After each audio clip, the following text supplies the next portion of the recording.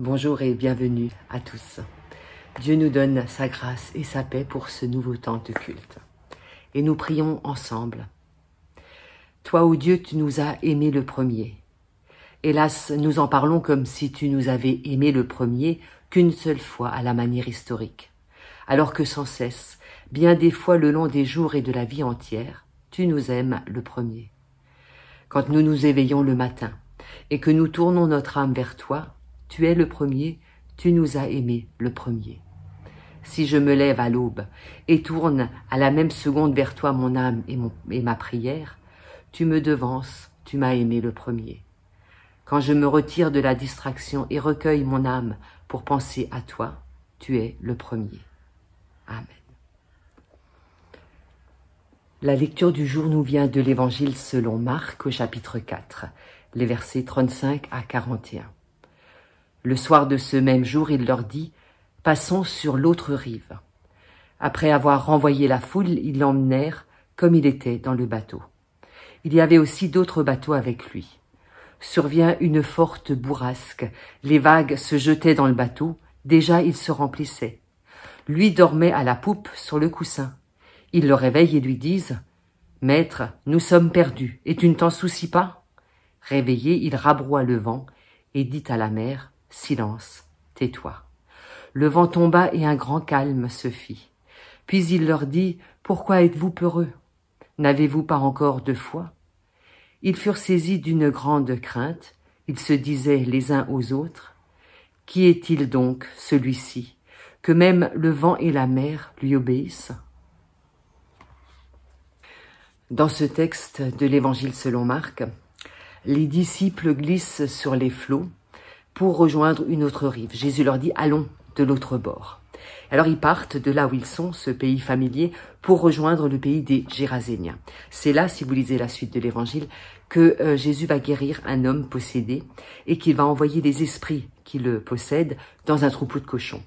Visiblement, on se trouve là donc dans un pays impur, puisqu'ils ont des cochons, mais ça c'est une autre histoire. Nous allons nous concentrer sur cette histoire où Jésus, avec ses disciples, est sur le bateau et où ils essuient une tempête. En fait, le motif du bateau a été très longtemps, depuis l'Église ancienne, une métaphore pour parler de l'Église. Alors si on transpose dans ce que nous vivons aujourd'hui, nous comprenons qu'en fait l'Église est sur les flots avec Jésus, que parfois elle ne voit pas sa présence, elle estime que Jésus est absent ou inactif, mais qu'il est bien là et que c'est lui qui va les sauver. Alors il y a une comparaison très facile avec ce thème synodal auquel nous réfléchissons depuis plusieurs semaines maintenant. Notre mission, quelle est-elle? Peut-être qu'elle est déjà de passer d'une rive à l'autre.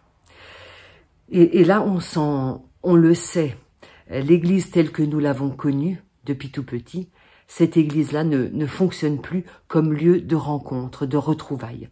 Nous voulons une Église qui est pour tous. Et nous nous rendons bien compte qu'en fait, l'Église, c'est devenu une petite société pour quelques-uns et que la plupart de nos contemporains ne sont plus du tout intéressés par notre Église. Un sociologue, Zygmunt Bauman, parle de société liquide.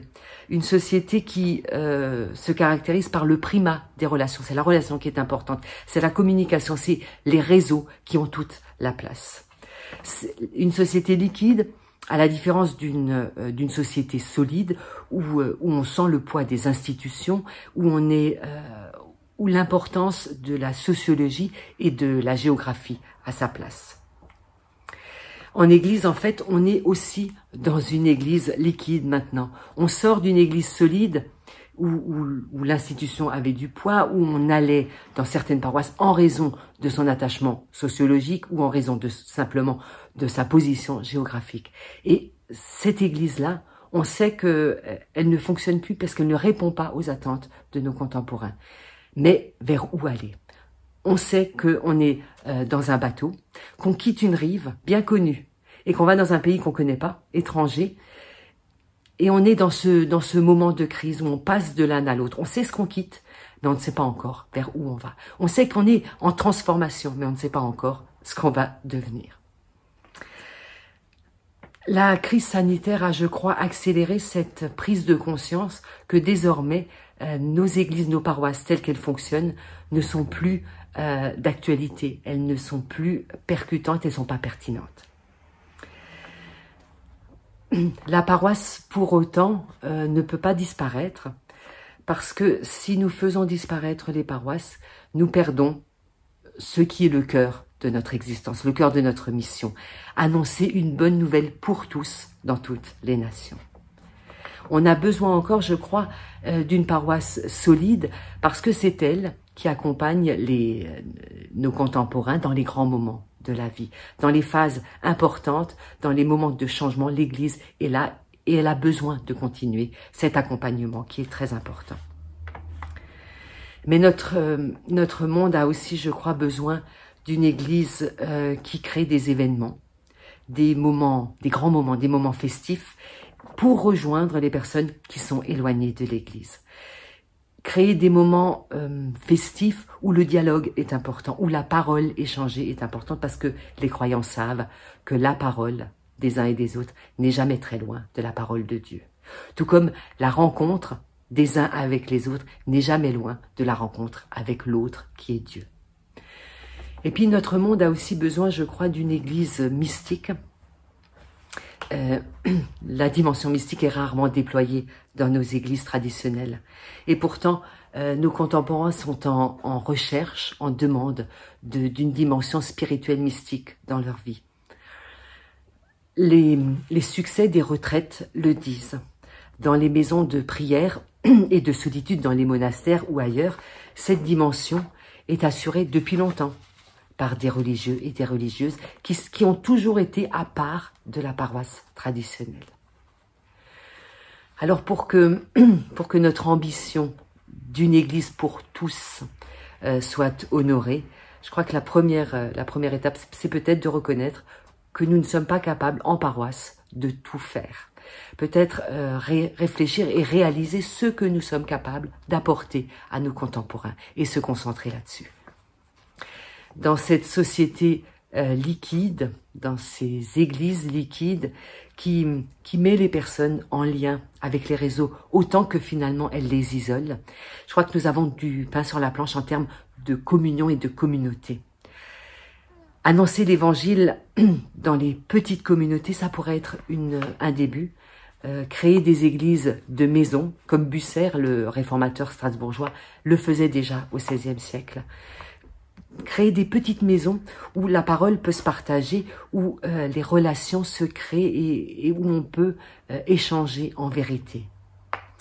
Rejoindre en fait nos contemporains dans leur existence et leur permettre de réfléchir au sens de la vie. C'est ce que nous faisons toujours, prendre au sérieux la vie des gens, les accueillir et les rejoindre en fait là où ils sont au moment de leur vie, dans leurs besoins et dans leurs attentes. Alors il nous faut, je crois, avancer pour que l'Église, nos paroisses ne deviennent pas des musées ou des refuges de seulement quelques personnes habituées ou motivées. Je crois que l'heure est au changement et aux mutations. L'heure est aussi à l'invention et à l'ambition, avec les talents de tous et surtout avec la présence de Jésus à nos côtés. Nous aussi, nous voguons sur des flots inconnus parfois qui nous secouent. Nous avançons désormais sur du liquide qui est désormais notre réalité. Et nous essayons de rejoindre un inconnu étrange.